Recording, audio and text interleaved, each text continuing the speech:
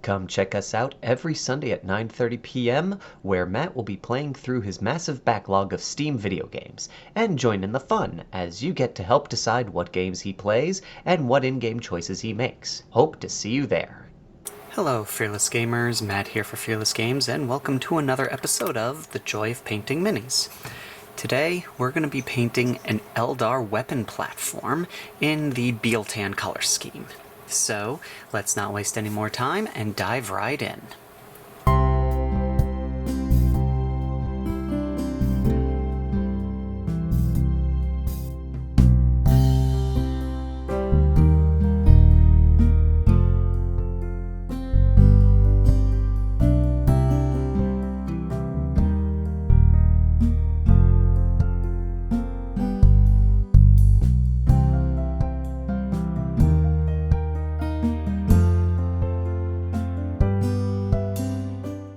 Before we start this video, if you haven't already, hit that subscribe button. That way you know when more of these videos come out. Hit that little bell icon so YouTube actually tells you when these videos come out. And give this video a like. That way it gets out there and circulates more. And I can also see what content you guys really want to see. This helps me out greatly with deciding what kind of video content to give to you guys. And like I said, it helps out the channel a lot. And we really appreciate it if you could do that. So, with that out of the way, let's continue with the video.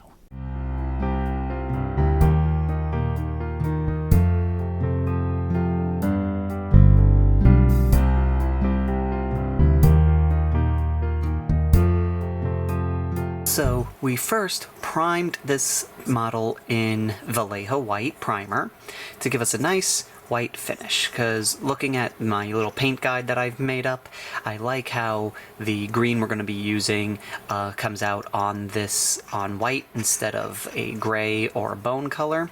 So we're going to go with that. And the first thing we are going to do is all the white details, because they're going to be easier to cover up if we need to later on. So we're going to start right in.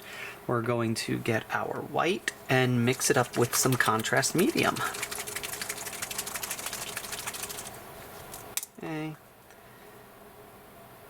And like I said in previous videos, if this is your first time joining us today, these aren't really painting tutorials, because I'm not really well versed in like painting techniques and such. This is more just a calm, relaxing video series to, something to watch when you're doing your own 40K hobby stuff. And if you want, you can go over and see how I'm painting specific miniatures to, if you want to try and replicate it.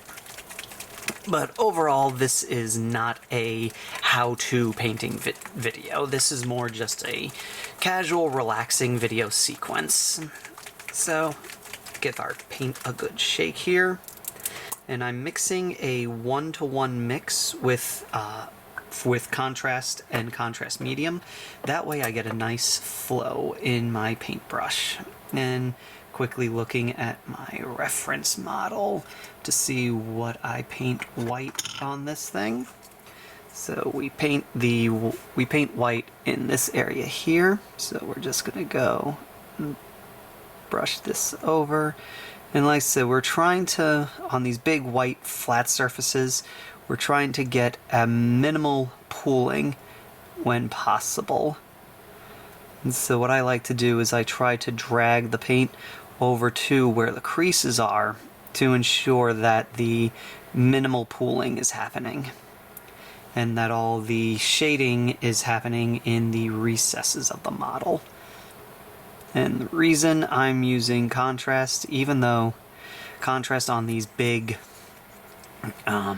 flat surface models doesn't look the best, it's primarily because this is my tertiary army stuff. These guys are never really going to see the field except for APOC games. So I'm not really driven to make them look the best that they can. I just want them painted because I don't like playing with unpainted miniatures. So I'd rather them be painted and not be up to my usual snuff than not painted at all. Oh. And it also kind of helps out with trying to get rid of my backlog without killing my motivation, because if I sit here and I paint all these miniatures,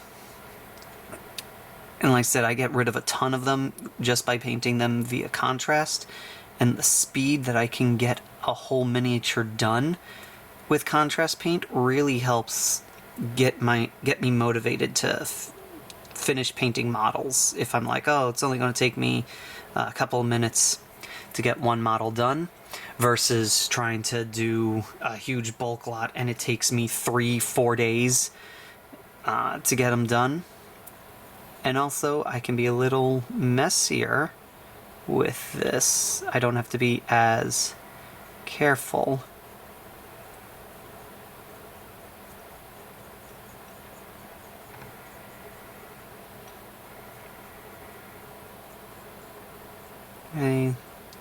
I said I do this primarily more for relaxing rather than for making these look like super awesome tier paint jobs. And this part's going to be the bottom, so I'm just getting this painted so you can see that it's colored. It doesn't have to be perfect.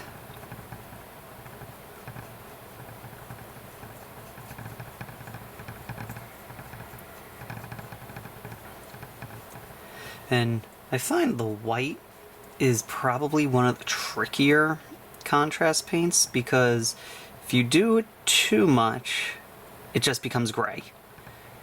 You know, the more you're able to get it where the flat surfaces don't have a whole lot of paint on it, it really helps sell the illusion that it's supposed to be white.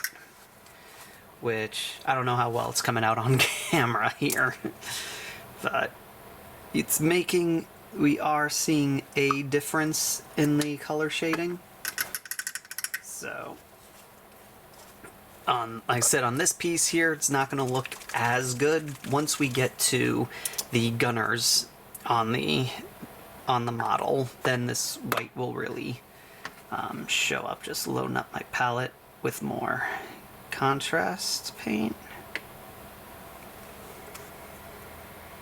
I'm going to go over these again just to really get those crevices painted up.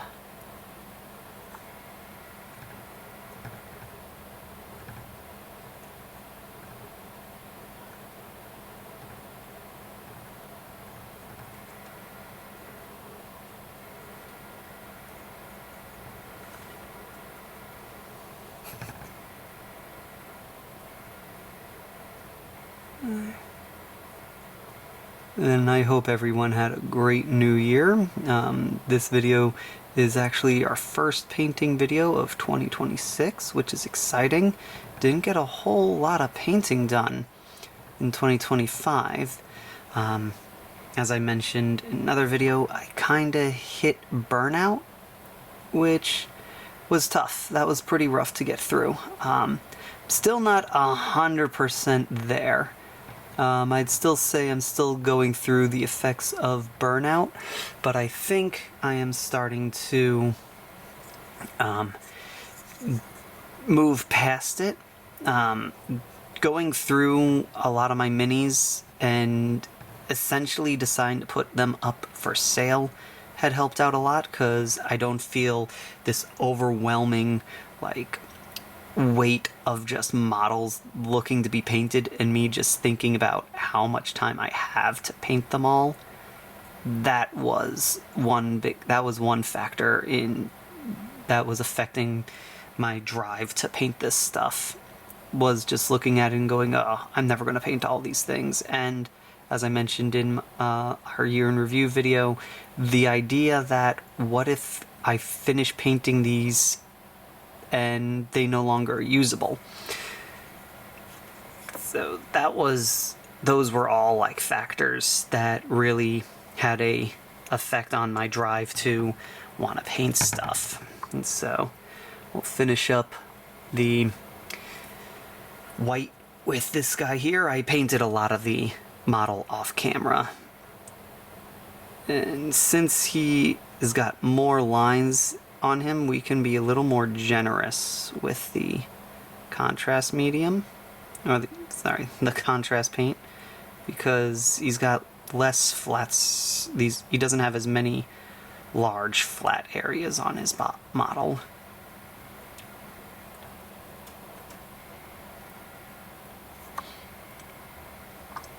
Okay.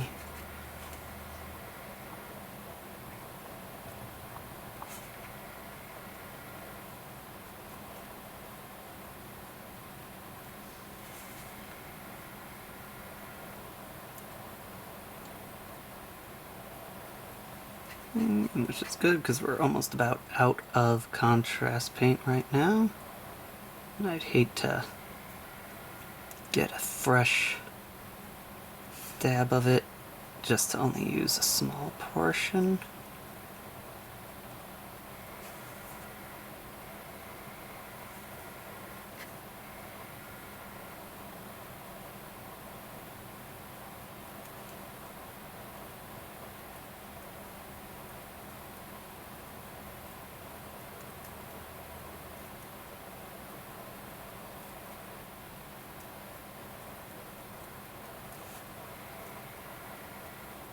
Alright, so now that that's out of the way, we will rinse out our brush and give this a quick bit to dry before we move on to our next color, which is going to be handling all of the green, which is primarily on this and the helmets of the gunners. Sorry. So this is going to be challenging.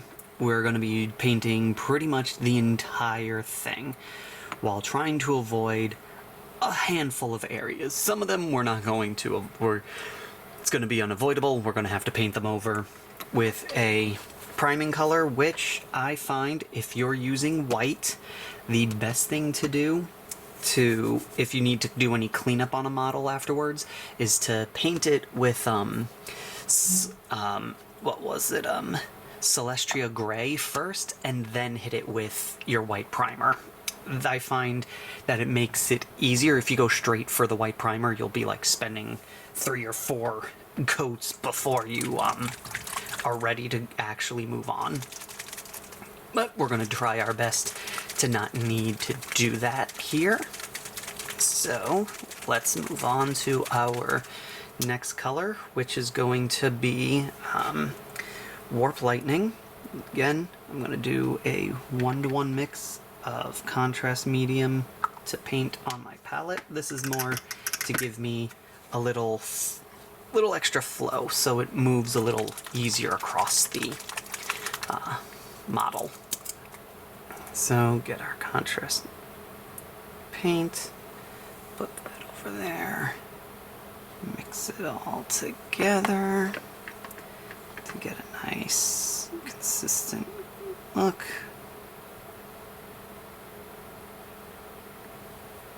Alright, and then let's begin.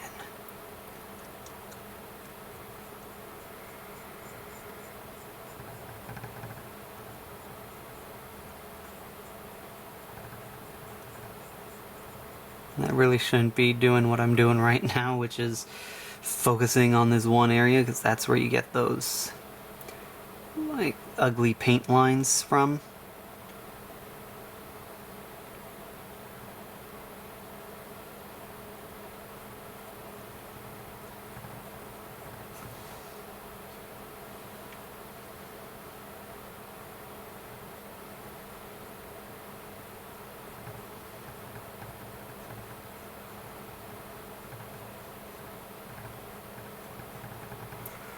Okay.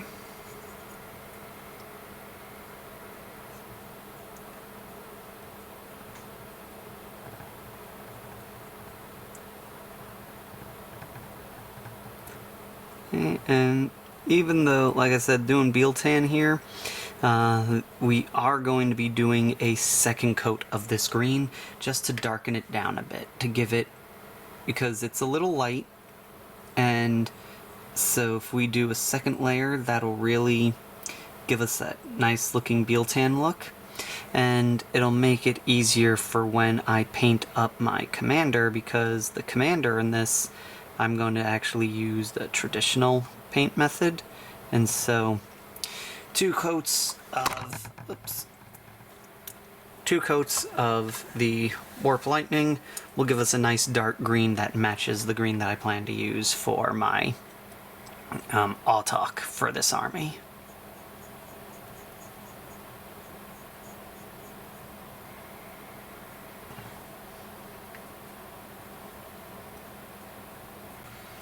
Alright, now we've gone through 2 coats on this mini, and like I said, it doesn't look the cleanest, but it gets the job done for what we're trying to do, which is to just get the model painted. So the next thing we're going to do is all the black spots, which I covered up what needed to be covered up in Celestial Gray, and if I felt it was necessary, I put some white on there.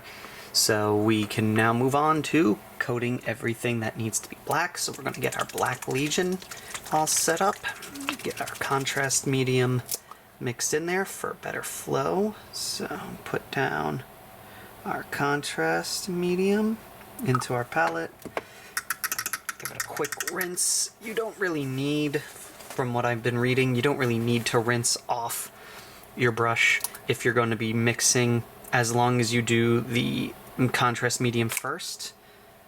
You know, if you're going to do the color first, then you need to wash it off, or else you'll contaminate your contrast medium.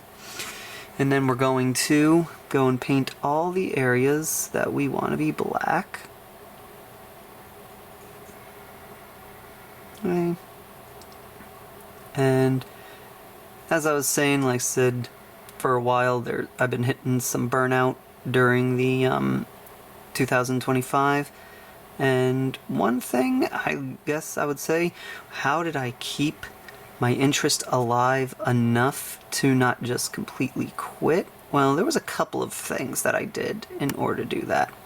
First one was I was listening to a lot of 40k books, reading all the different stories and all the 40k action really helped keep the the creative juices flowing, where while I was at work I was thinking about how I would paint different models, how I would approach them, what kind of composition I'd like, and just overall keeping me interested in the hobby. So when I got home and the whole crushing dread of trying to paint hit me, I would keep this mentality of, you know, just beforehand, I was really excited to paint. I really wanted to. I still want to. And that would help me during those times where I'd be like, this is just a phase and I'll get out of it. And that helped me get through a lot of the burnout. Playing the 40k video games also helps. Space Marine, Dawn of War, the new Dawn of War 4 coming out. A lot of basically just other mediums of the game really helped keep me interested in the hobby while I was dealing with this burnout. And like I said, I'm still not entirely there, but I just listened to more 40k books that I've read in the past, new books whenever I get the chance. And doing all that has allowed me to, like I said, remind me that I still am interested in this hobby and I don't want to give it up. And then when I finally get an opportunity to paint like I did today, it reminds me just how much I enjoy this. So that's essentially that's my secret to this, is just I use other mediums of getting my 40k intake in. I just went and primarily the books really helped me, listening to all the different characters, all the actions and events of the story really helped me visualize it, and then I was visualizing myself painting again. And that's what really kept me going. And then I started trying to think it allowed me to sit down and think about what was it that was really killing my drive and what I could do to fix that. And another thing that helped was, like I said, looking at all the boxes up on the wall. There's a lot of it, and I used to be like, oh, I'm just like envisioning hundreds and hundreds of minis in these boxes, and a lot of them I opened up and there was like nothing in them. So it's like, oh, there's really not a whole lot of minis that I really need to do. Really put the backlog in perspective, and that it wasn't as bad as I was envisioning it. And that was another thing that helped me keep my interest in the game without going to the ultimate decision of quitting, was just seeing reducing my mini content to a more manageable size, seeing just how many minis I do actually have to build. And honestly, kind of one of the weirdest things was looking at other people's work really didn't do much. It was mostly the books driving my imagination, and while I was reading them, I wasn't imagining the action that was happening in the story. I was imagining myself painting models again while listening to that book. And like I said, because of that, every time the thought of, oh, maybe I should just quit came on, I was like, no, I just had this whole, I was just spending the last, 10 minutes at work thinking about all the different stuff I was going to do with my collection. So that was what really helped get me out of that. And so going on here, as you can see in the contrast paint here, I'm trying to do as very little brush motions as possible, especially over areas I've already painted. That is probably the biggest challenge with speed painting, is trying to not spend too much time in one spot. In some cases, it's really challenging because you might see a little spot and you're like, oh, I just need to do one quick pass and it will be all nice and clean, and that extra pass ends up ruining the whole paint job because of how contrast paint works. Oops, sorry about that. It's really tough, which is kind of, like I said, why I chose contrast paint, is because these models, I sat there going, do I really care how well these models look? And the answer, as I said, is no. These particular models, I don't really care if they look super professional or at my top tier A game, because once they're done painted, they're gonna either be stuffed in a box or sitting on a shelf that no one's ever gonna see. So there's really no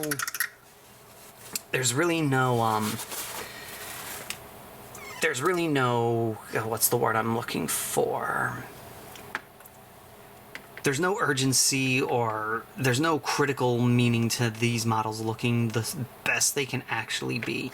They just need to look good enough from 3 feet away, and even a crappy contrast job will look decent at about 3 feet away. As long as they do that, I'm satisfied. And as I mentioned in our year in review video, my ultimate goal is to just get these all painted so I can play an APOC game with them. They're gonna look so good. I've got a bunch of Aeldari terrain files from some Kickstarters that I want to print out, and I just want to have like this awesome like Craftworld invasion campaign with my friends, because like I said, one of them has a couple of Titans, and just seeing all those Titans facing down an Aeldari army is just going to look cool, especially with the Phantom and the 2 Reverend Titans. Get those out. I got a Scorpion and I got a Cobra. The Scorpion I need to strip. The Cobra, thankfully, I bought fresh, which that was a shame. I'm glad I got that when I did, because as some of you may know, they basically got rid of anything that isn't 30k in the Titan line, which was very upsetting. I could understand it. The molds are probably very expensive to maintain, and unlike the Imperial stuff, it probably wasn't selling a whole lot to justify keeping them going. So, while I get it, it still stinks, because, you know, especially I think for me, the one thing that I was the most upset about losing was the Warp Hunter tank, because it looks like a little baby Cobra, and it was just an awesome tank. And when they got rid of it, I was really hoping, I was like, oh, maybe this means, I thought the new kits this year were going to be the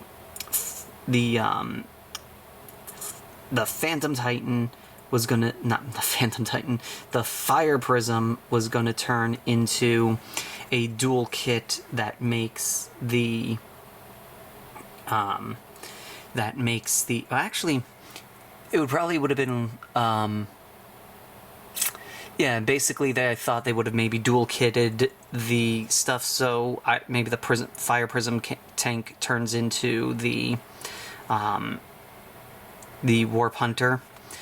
But as I sit here thinking about it, the Warp Hunter, that would have given them an uneven number of tanks, and so it would have been they probably wouldn't have done that, because GW seems to be huge now on dual kits, and currently the I didn't realize I was doing double L. Well,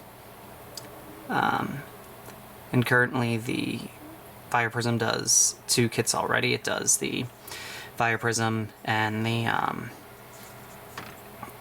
Night Spinner, and now the Falcon does the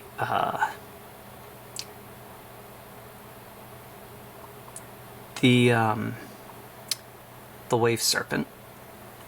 So I guess they just decided it was not necessary to give them another tank, because they're not Space Marines. Space Marines get all the tanks. Alright, so we've gotten all the black details painted up, so now we're going to move on and paint the red details. What I'm trying to basically do is go down to the fewer and fewer details that need different colors. That way it goes by really quickly. So, like I said, we're going to do the red details next. So I'm going to grab some contrast medium, put it on my palette, and we're going to grab some red, mix it all up just to give us a nice, small, easy flow. And then we're going to hit up all the spots that I want to be red, starting with these cables.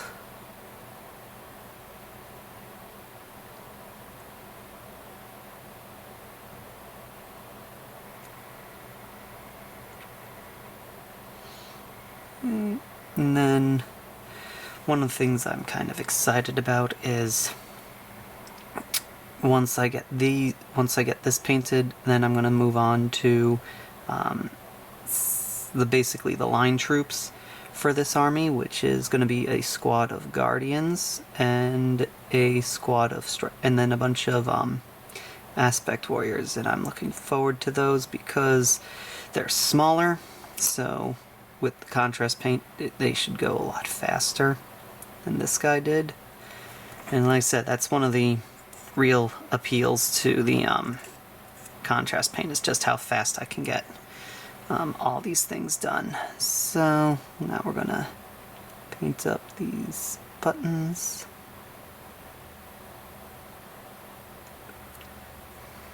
And looking at my reference model, these guys were painted up red.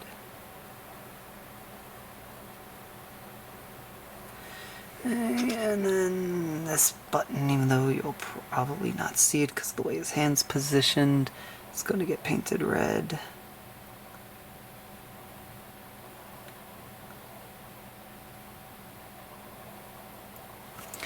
Alright, and then we'll bring over the weapon that we're going to be using on this. I did the model's designed where you don't need to glue the weapon on for it to sit, so I think eventually I will paint all of the weapons, but for now I'm just painting the D cannon because that is probably my favorite heavy weapon of all the Eldar models. Like, I got really excited. That's kind of the reason why I like the Warp Hunter, and I really like the Spirit Seer, the War Seer model, because it could field a D cannon on it.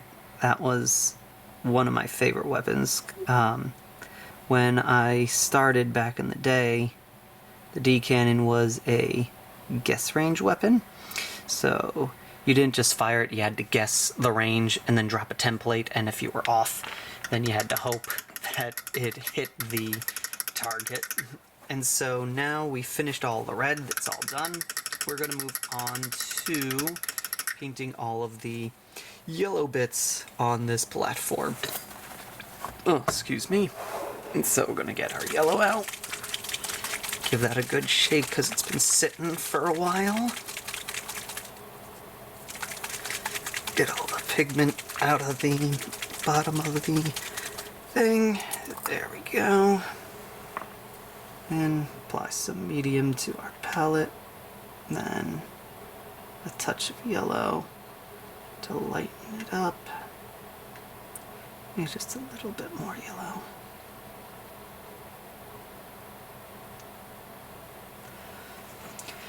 Okay, and then hit up the pieces that are going to be yellow.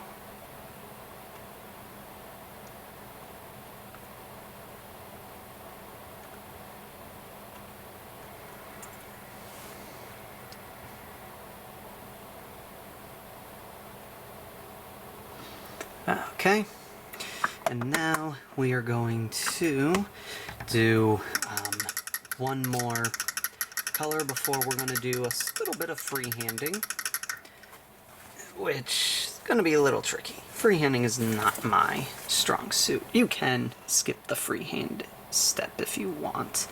Not that color, this color. But I'm going to do the freehand because practice makes perfect. Okay.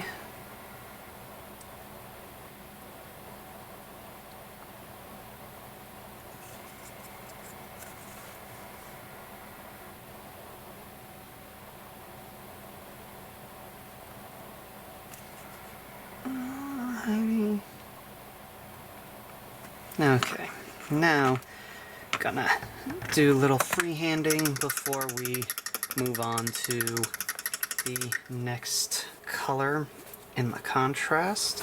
Like I said, this part is 100% optional, but I like to do it because it adds a little character. It's tricky, not gonna lie, but if you can do it, it looks really good.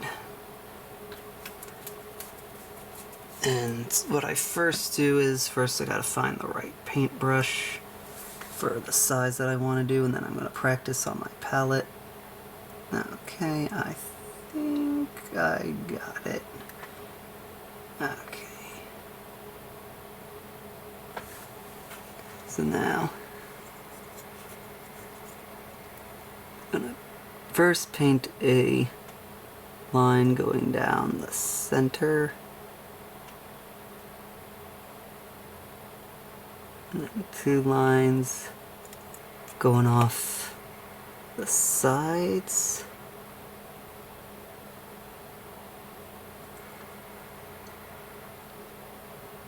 And then a curved line.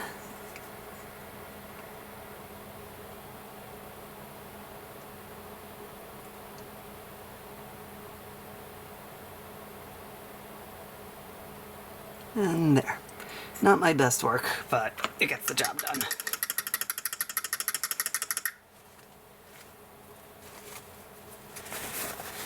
Let's see, now we got our little freehand screen there. And we're gonna go over it in a very light blue contrast.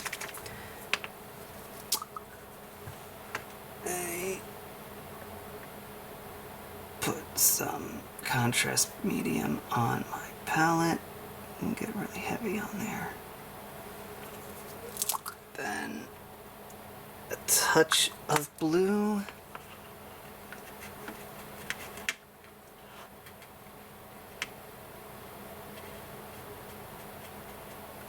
A little more medium. I don't like how dark that is. Let's get this really lit light. There we go.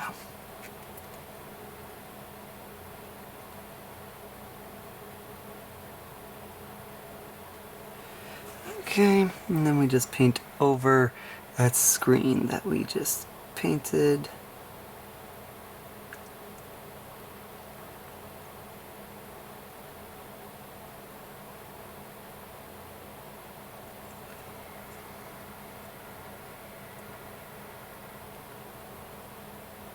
There we go. Alrighty, now we are going to paint his chair,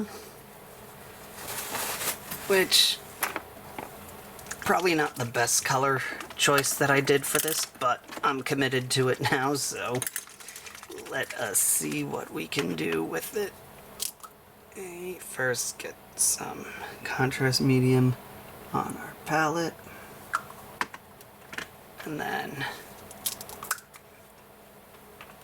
a bit of our brown.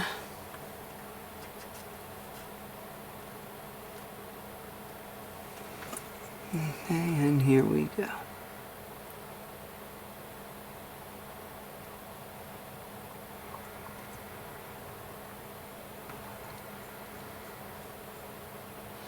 And I will say, probably not my, out of the kits that GW, out of all the kits the Aeldari need to redone, I think the weapon platform could use a redo, just because the pilots, they seem to be using the old Falcon Viper grav tank pilots, like at least for their legs and the seat, and they just don't work well in this cockpit, in this gunner's chair. Because he doesn't really like, it's a flat joint that the torso sits on, so it's not really a good connection for it to sit in the flight in the chair here, so not a huge fan. It probably would work better if I didn't glue the whatchamacallit, if I didn't glue the computer console in the front, but I still think at least the pilot could use a redesign.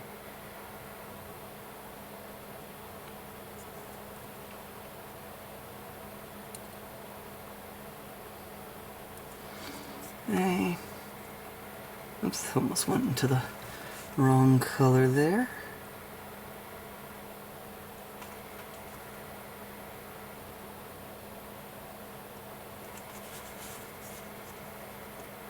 Alrighty, and now his chair is done.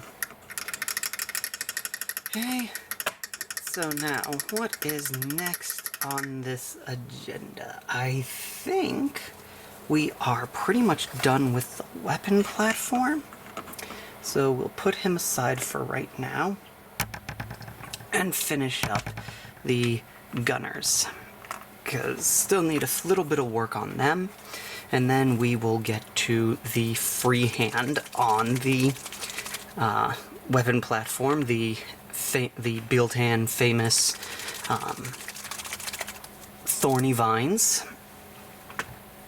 which are pretty challenging. It's easy to go a little too far with them, I find. That's definitely something where you don't want to go too light, but you don't want to go too crazy either. It's really tough to find a nice balance where you get a nice looking vine pattern without going completely overboard. Which we will go over more once we get to that.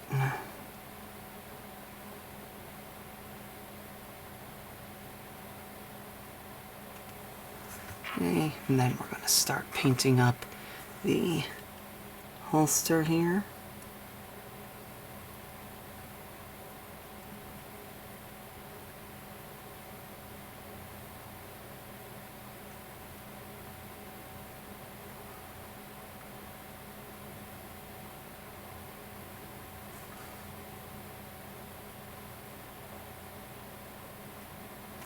Okay.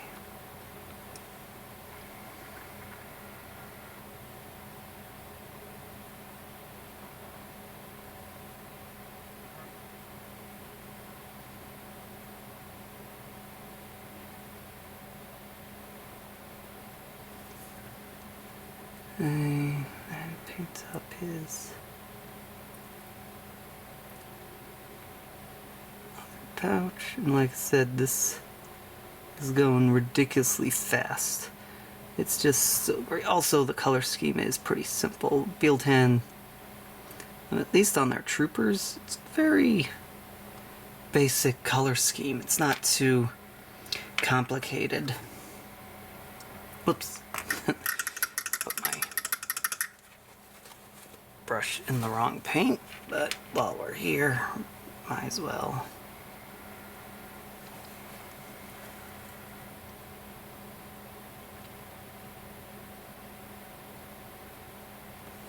Okay.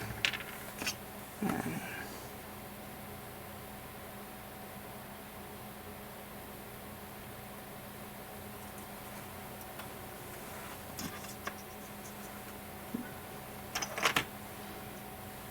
okay, now clean up the brush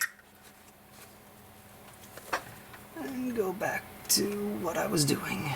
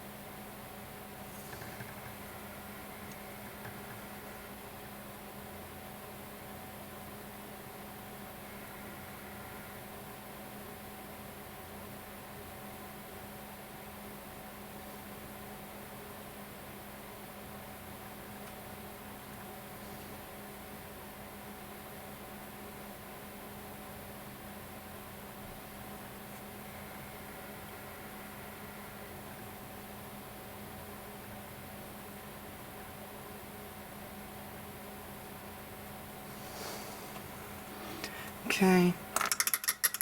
Now the paint is done. Since I noticed I forgot to paint their guns, which are supposed to be black, let me quickly add that while my contrast paint here is still wet.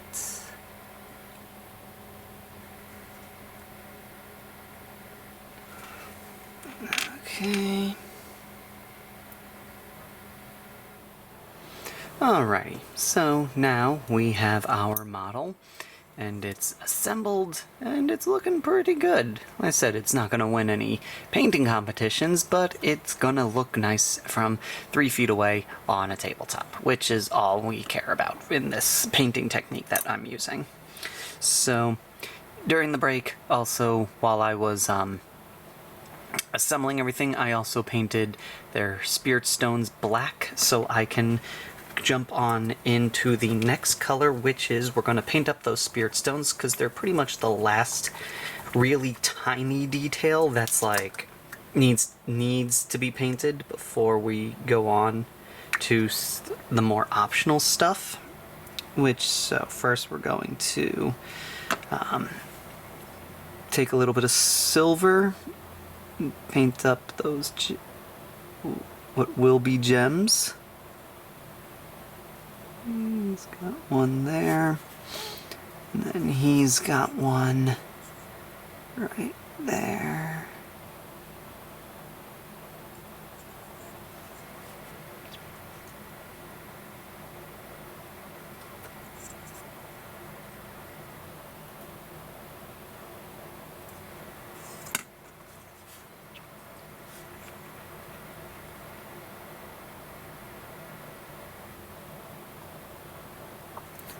Alright, now with the gems painted up with silver, we can move on to applying our color that we're going to paint those gems. And for these guys, I'm thinking red, because red's going to stand out a lot on this. So let's see, do I have any? Yeah, I still have some Spirit Stone red. So it's getting a little dried up. Gonna need to replace that soon, it looks like. Let's see, add a little bit of water. Okay, and then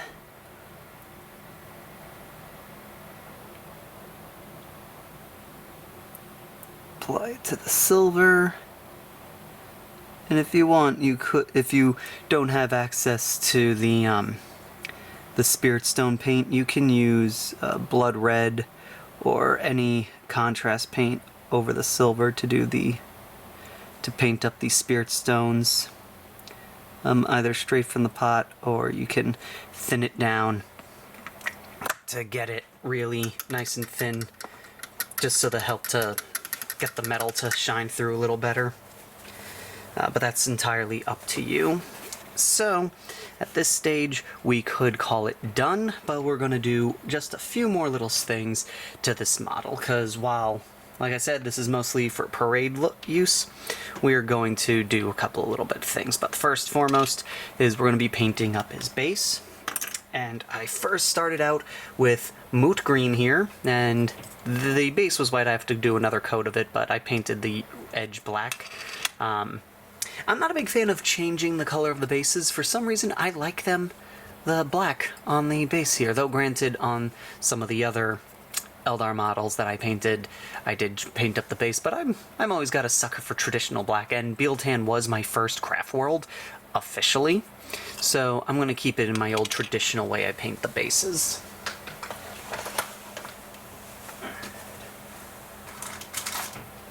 Sorry, just had to get my painting tool. So we're going to take our technical paint, which for this one is going to be a crackle paint. Give it a nice good shake and apply it all over this base.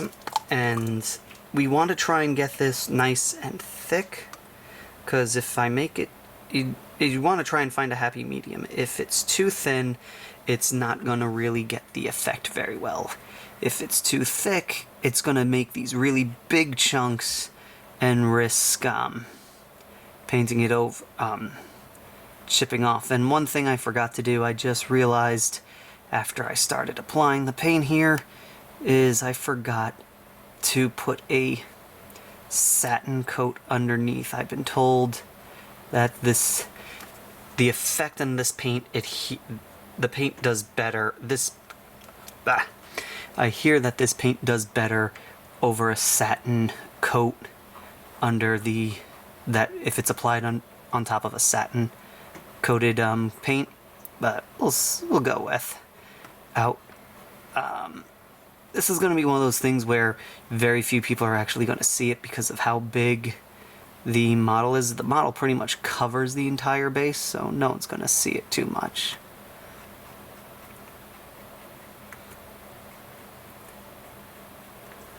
Okay.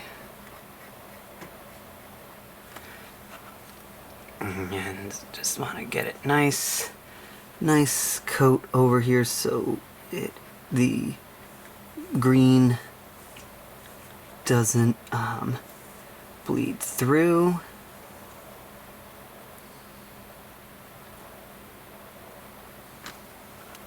Okay.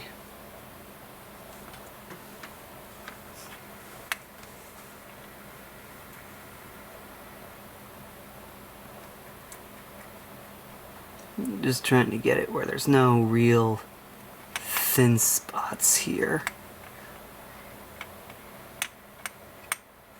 Okay.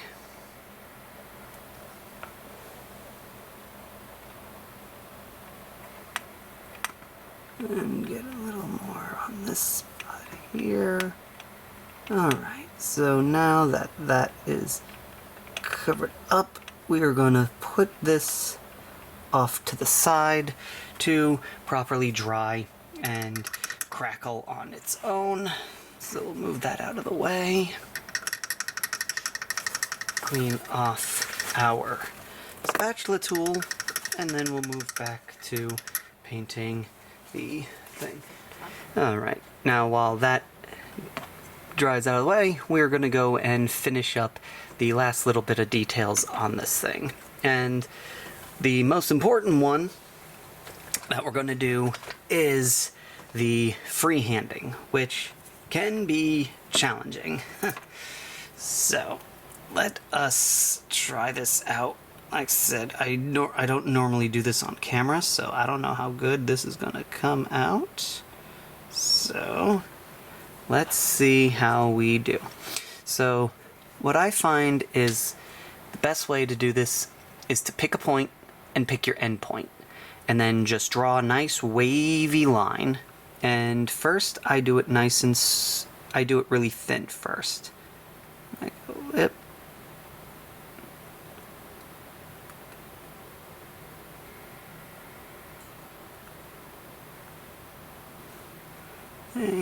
And I try not to make the corners too sharp, because if it turns way too sharp, then it's gonna look weird, I find.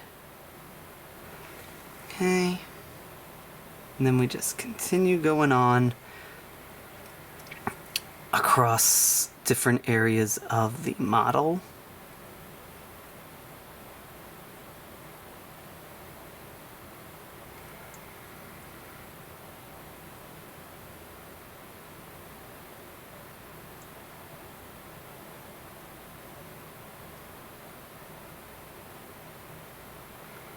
Okay, and we'll do another one, like so. And like I said, just trying to get those lines on.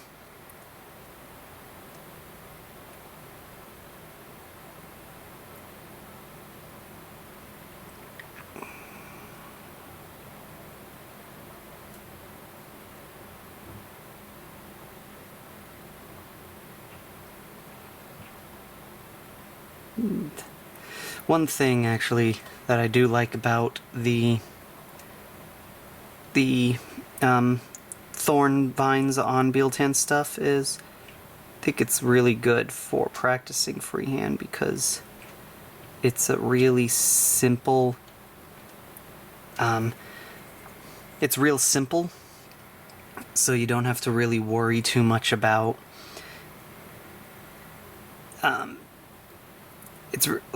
it's really hard to mess it up because it's just some curvy lines.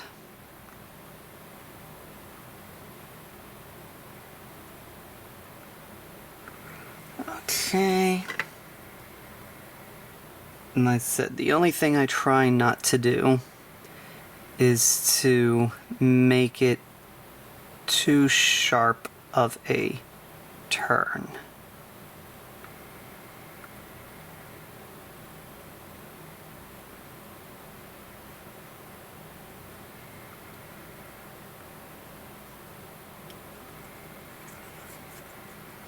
Okay.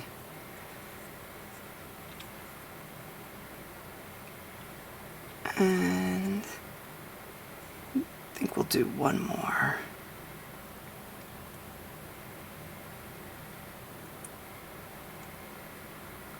There. And one more coming across like here.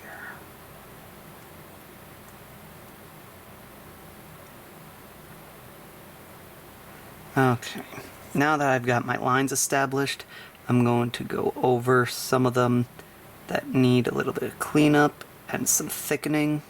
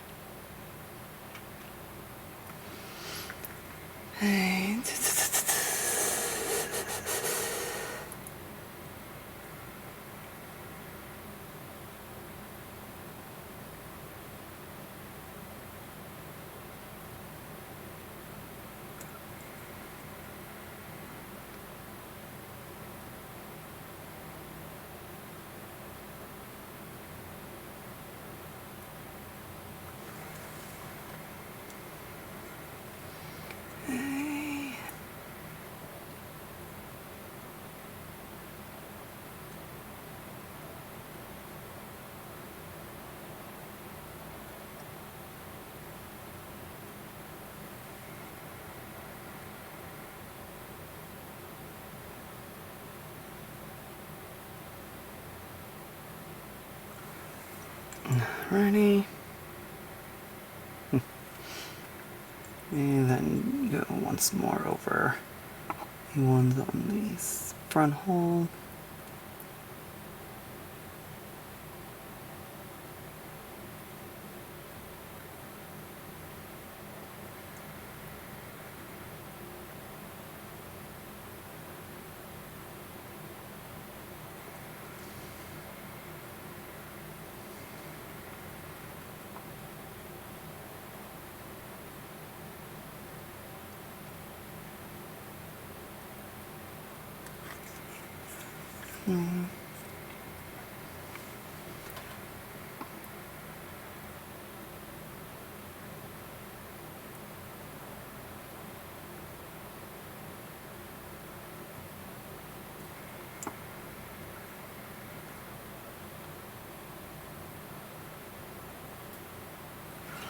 And the second round going over these is a lot easier than the first because you now have a guide.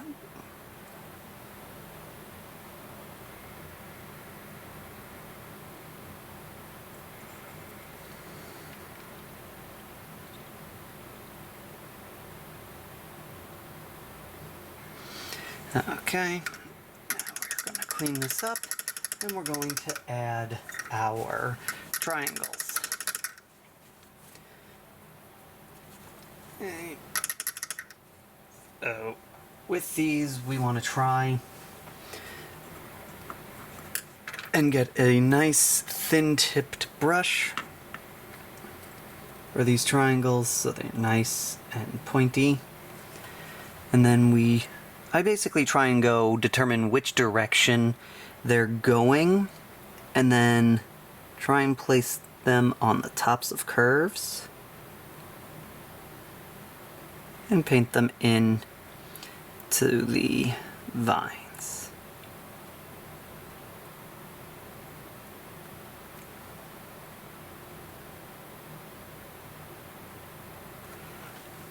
And don't have to be too crazy with them, they just need to make a triangle shape of some sort. And if you're going to add a curve, you just got to make sure that they all curve in the same direction. And if you notice here, they're always going opposite. So want this downside, upside, next one's going to be downside. So always opposites.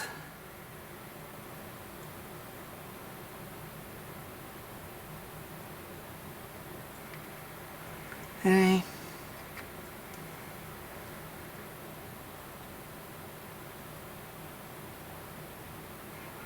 Okay, now this side. So, gonna...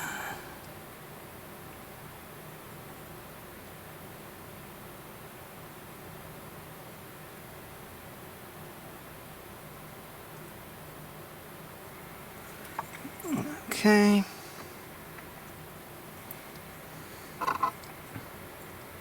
So first, I'm gonna put one triangle here.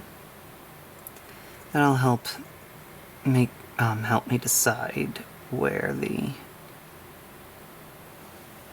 triangles go.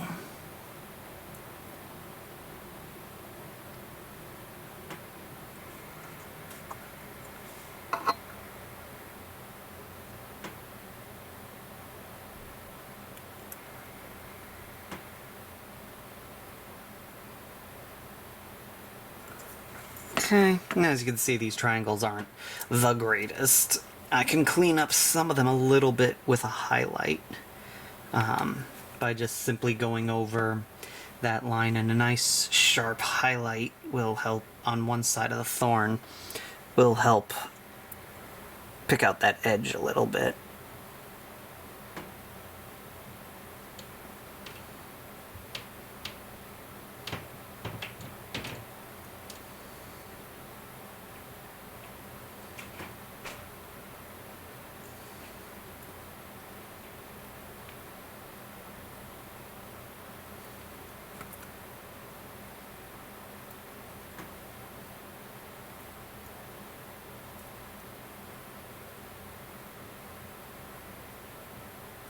Okay. Then onto this plate here. So, like I said, sometimes reason why I try to make them wavy is because it makes placing the triangles easier, because I can just do them on the topmost part of the wave. When they're straight, it's a little tougher to find a good spot to put the triangles.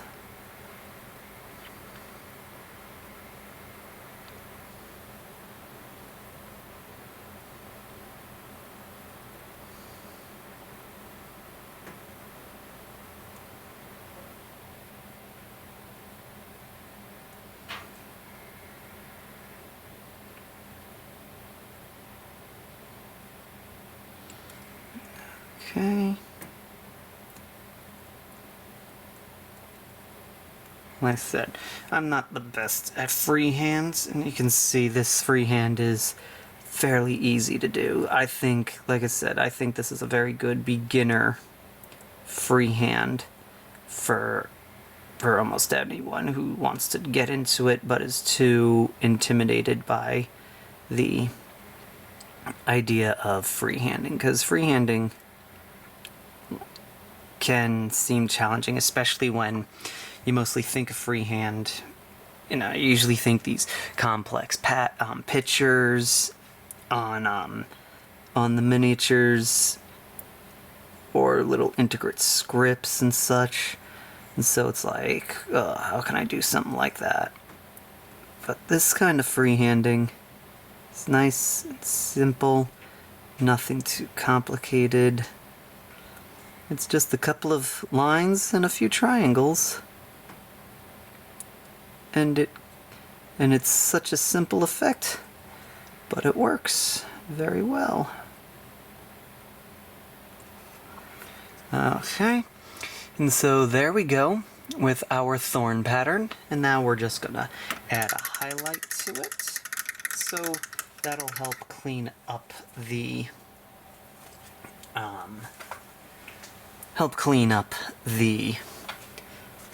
overall shape. So we're gonna get some gray.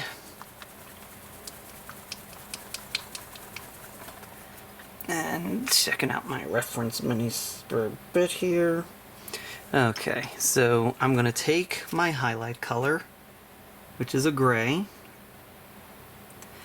and I'm going to apply it to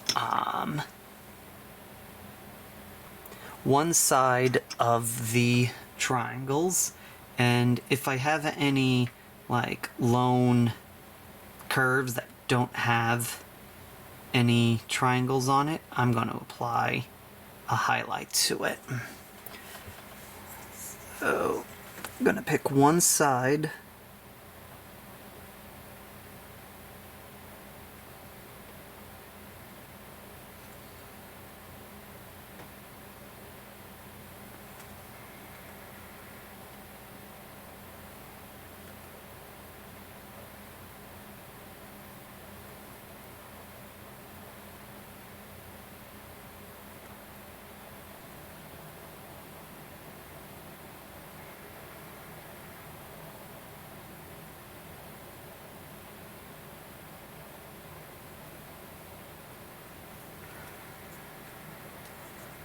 Okay. And then we're going to move on to these guys.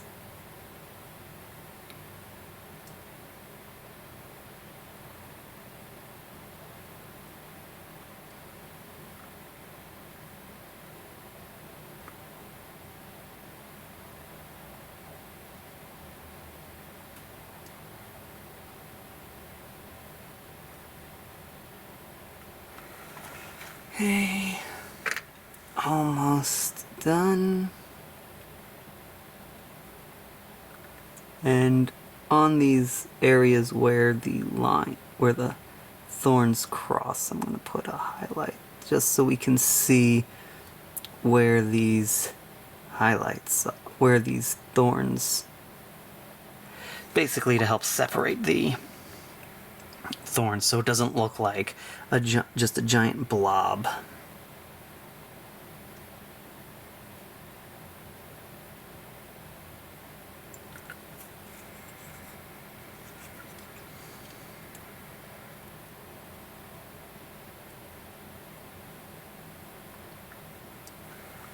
Hey.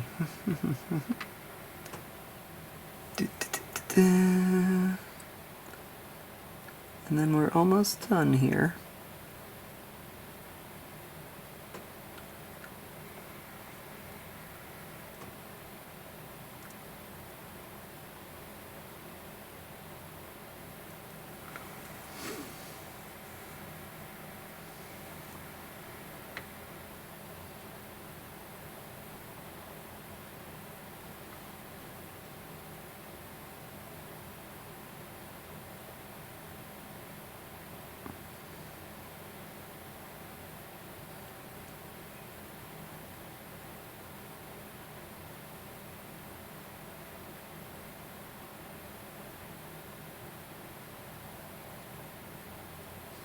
Okay, almost there. Okay.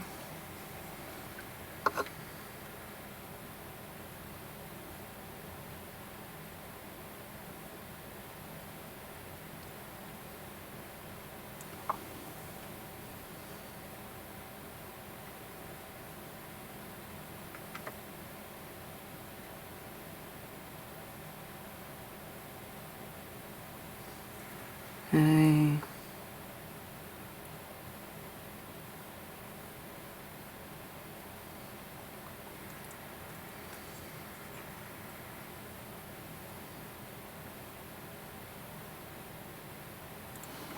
Alrighty.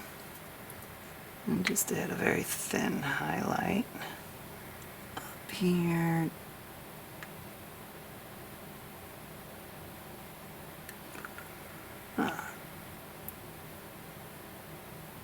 Alrighty. And there we go. Our highlights are done. And now we are going to move on to the final step, which is going to be highlighting the rest of the model. This is completely optional, but I like to do it because I feel it helps with helps just make some part of the model pop a little bit, especially with the since there is some streaks in the model. I feel like this kind of helps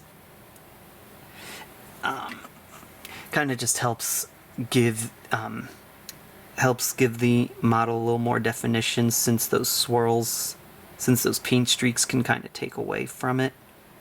So we're going to take a little bit of green, highlight just a few areas on the model.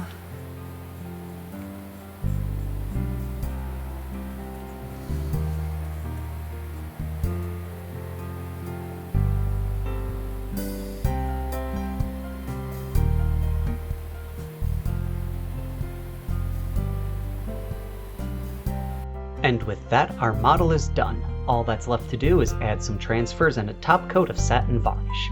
You can see more pictures over on our Instagram page, link in the description. Thank you all for watching, and until next time, fearless gamers, take care!